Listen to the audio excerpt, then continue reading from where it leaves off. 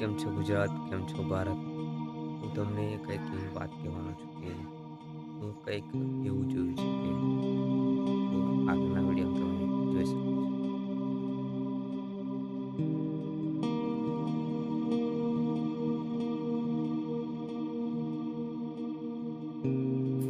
જો આ પ્રકૃતિ ધીરે ધીરે બદલાઈ રહી છે કે તમે ઘણા એવા દેડકા જોયા છે.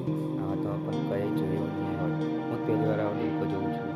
જો આ કેવો દેડકો છે કે અમે દિવાલ પર ચડી શકે છે, કોઈ પણ જગ્યાએ જઈ શકે છે, તરાપ પણ મારી શકે છે.